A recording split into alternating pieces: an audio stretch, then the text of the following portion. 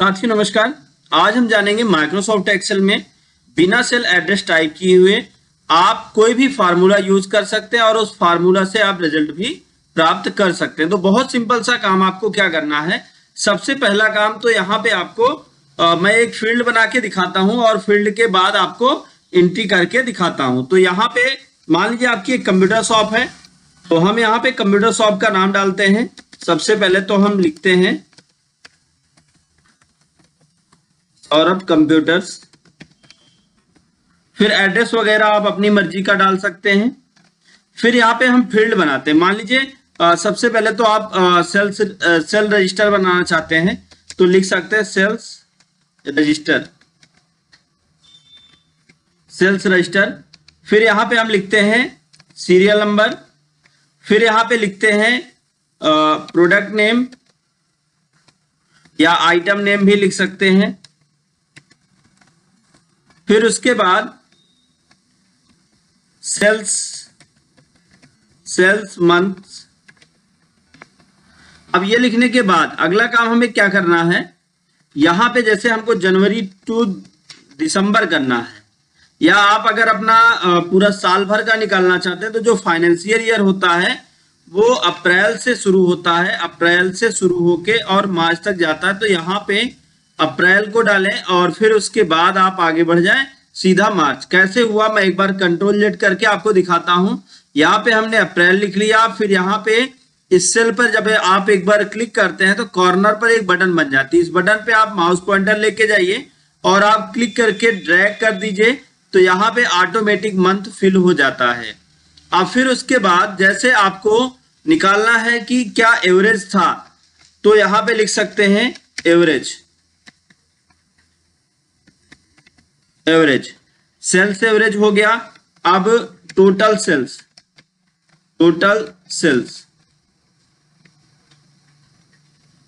तो ये हमने पूरा बना लिया। अब हमें एक्स्ट्रा कुछ करने की जरूरत नहीं, थोड़ी सी फॉर्मेटिंग करते हैं।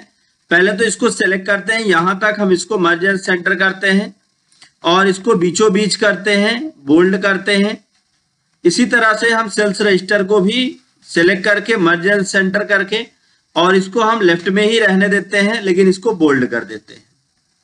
फिर उसके बाद अब ये जो हमारा सेल्स मंथ है, सेल्स मंथ को सेलेक्ट करके स्टार्ट टू एंड सेलेक्ट कर लेते हैं और इसको भी हम थोड़ा इसकी साइज को बड़ा करके इसको बोल्ड कर देते हैं।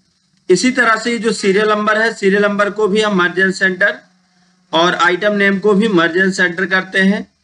इधर एवरेज को भी मर्ज एंड सेंटर करते हैं और टोटल सेल्स को भी मर्ज एंड सेंटर करते हैं। अब उसके बाद सबको एक बार में सेलेक्ट करिए और सेलेक्ट करने के बाद आप इन्हें मर्ज और सेंटर कर सकते हैं, वो आपकी मर्जी। अब फिर सारे कॉलम को एडजस्ट करने के लिए आपको क्या करना है, किसी एक कॉलम हेडिंग पर माउस क्लिक करके ड्रैग कर लेना है और फिर कॉलम लाइन पर आप डबल क्लिक कर देंगे सिलेक्शन एरिया पर, तो ये ऑटोमेटिक सेलेक्ट हो जाएगा और ऐड भी हो जाएगा। एक्स्ट्रा कुछ करने की जरूरत आपको नहीं है। अब इसकी साइज को जैसे आप कम या ज्यादा करना चाहते हैं तो आप अपनी मर्जी के अनुसार आप इसको एडजस्ट कर सकते हैं। अब यहाँ पे हम मान लीजिए, चलिए सीरियल नंबर 1 आपको 1 to 100 लिखना है तो 1 लिखकर आप नीचे ऐसे ड्रैग कर दें जहां तक आपको लिखना है। फिर यहाँ फिल सीरीज कर दें तो ऑटोमेटिक नंबर्स हो जाएंगे। अब प्रोडक्ट नेम में मान लीजिए आपने लैपटॉप है, डेस्कटॉप है, कीबोर्ड है, माउस है, SMPS है और रैम है और मदरबोर्ड है, मदरबोर्ड और प्रोसेसर है, प्रोसेसर हो गया। फिर प्रिंटर हो गया और स्कैनर हो गया, फिर स्पीकर हो गया और फिर अगला प्रोडक्ट मान लीजिए आपका केबल हो गया, केबल हो गया। केबल के बाद फिर अगला प्रोडक्ट मान लीजिए आपका हो गया प्रिंटर, स्कैनर, कैमरा हो गया, या जो भी आपके प्रोडक्ट्स हैं वो आप यहाँ पे लिख लें। अब अप्रैल में कितना बिका, अप्रैल में मान लीजिए 10 बिका, मई में 12 बिका, और जून में 15, 17, 20, 22, 25, 11, 10, 8, 9 और फिर 12। इसी तरीके से डेस्कटॉप कितना बिका, मान लीजिए 15 और 19, 22, 25, 30, 32, 40, 51, 25, 9, 10 और 20। इसी तरीके से हमने क्या किया, बार बार लिखना ना पड़े, हमने इसको सेलेक्ट करके इस तरह से यहां तक फिल कर लिया, और फिर ये जो बटन बनी है इस बटन पे आके इसको कॉपी सेल कर दिया, तो same as it is copy हो गया, एक्स्ट्रा कुछ करने की जरूरत नहीं है। अब एवरेज हमने किया, जब अगर आप सही बनाए होते, आप काम कर रहे होते अपने लिए, तो यहाँ पे आप सही कंटेंट फिल करते। मैंने तो सिर्फ एक आपको वीडियो समझाने के लिए बनाया कि ताकि आपको समझ में आए। अब एवरेज निकालना है तो हम यहाँ पे एक फार्मूला लगाते हैं। मैं एक बार एकदम स्टार्ट से बताऊंगा, आपको चीजें समझ में आएंगी। तो हमने क्या किया, यहाँ फार्मूला लगाया इक्वल एवरेज, फिर ब्रैकेट ओपन, फिर पहले सेल का एड्रेस लिखें C5, फिर फुल कॉमा लगाएं और लास्ट सेल का एड्रेस लिख के ब्रैकेट क्लोज करके आप इंटर कर दें। तो क्या कमी रह गई, हमने फार्मूला में ई नहीं लगाया, जी के बाद ई लगता है एवरेज। अब देखिए यहाँ पे आ गया ऑटोमेटिक औसत, इसको आप क्लिक करके आप ऐसे ड्रैग कर दें तो आपको बार बार फार्मूला टाइप नहीं करना पड़ेगा।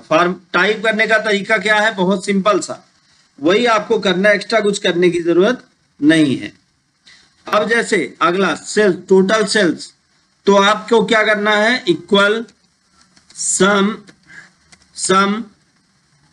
इक्वल सम, फिर ब्रैकेट ओपन, फिर पहले सेल का नाम, फिर फुल कॉमा, लास्ट सेल का नाम, ब्रैकेट क्लोज, इंटर। और अब शुरू से लेके अंत तक आप ऐसे क्लिक करके ड्रैग कर लीजिए तो यहां पर रिजल्ट आ जाएगा। तो ये हमें बार बार करना पड़ रहा है और यहां सेल एड्रेस भी डालना पड़ रहा है। तो हम आपको बताएंगे बिना सेल एड्रेस डाले आप किस तरह से एवरेज भी निकाल सकते हैं और टोटल सेल्स भी। तो आपको क्या करना है, सबसे आसान तरीका मैं आपको बताऊंगा, आपको इस सेल को सेलेक्ट कर लेना है और सेलेक्ट करने के बाद आपको इंसर्ट टैब पे चले आना है, फार्मूला टैब पे चले आना है। यहां पे आपको मिलेगा डिफाइन नेम, आप डिफाइन नेम पे क्लिक करिए। यहां पे आपने लैपटॉप दे रखा है, लैपटॉप लिख के ओके कर दीजिए। इसी तरह से आप अगले को सेलेक्ट करिए और फिर डिफाइन नेम करिए, यहां पे डेस्कटॉप दे रखा है, डेस्कटॉप। इस तरह से आप एक एक चीज का ऐसे टोटल कैलकुलेशन कर सकते हैं और इनके लिए आप फील्ड एड्रेस भी सेट कर सकते हैं। तो अब यहां पे हमने क्या किया, टाइप किया इक्वल एवरेज, और फिर यहां पर जो अभी तक हम सेल एड्रेस देते थे, अब इसका नाम हमने रखा लैपटॉप, तो लिख दीजिए लैपटॉप। तो यहां पे लैपटॉप, अब फिर ब्रैकेट क्लोज और इंटर। तो अभी हमने क्या गलत किया, एवरेज की स्पेलिंग, तो ऑटोमेटिक निकल के आ गया। इसी तरह से डेस्कटॉप का निकालना, इक्वल एवरेज, फिर यहां पे डेस्कटॉप, लेकिन जिनका नाम आपने डिफाइन किया उन्हीं का करना है। टोटल करना है तो आप लिख सकते हैं equal sum, bracket open, laptop और bracket close, enter, equal sum, bracket open, desktop, bracket close, enter. तो इस तरह से आप कोई भी रिकॉर्ड यहाँ पे बहुत आसानी के साथ फिल कर सकते हैं और उनका यूज आप अपनी आवश्यकता अनुसार कर सकते हैं। अब इसको बॉर्डर में करना है तो इसको आप सेलेक्ट कर लीजिए और सेलेक्ट करने के बाद आप होम टैब में आके यहाँ पे ऑल बॉर्डर को अप्लाई कर दीजिए। जब आप ऑल बॉर्डर को अप्लाई करते हैं तो जो है यहाँ पे आपका ये डेटा पूरी तरह से बॉर्डर में आ जाता है। अब इसका प्रिंट निकालना है तो प्रिंट पे क्लिक करें, यहाँ पे आप देखें तो आपका प्रिंट दिख रहा होगा। तो इस तरह से आप बहुत आसानी के साथ अपने रिकॉर्ड को तैयार कर सकते हैं और बिना फार्मूला टाइप किए हुए आप यहाँ पर रिजल्ट भी ला सकते हैं। तो उम्मीद है आपको समझ में आया होगा। वीडियो अच्छा लगा तो वीडियो को लाइक करें, ज्यादा से ज्यादा लोगों तक शेयर करें ताकि उनको भी नॉलेज मिल पाए। दोस्तों thank you so much video को अंत तक देखने के लिए।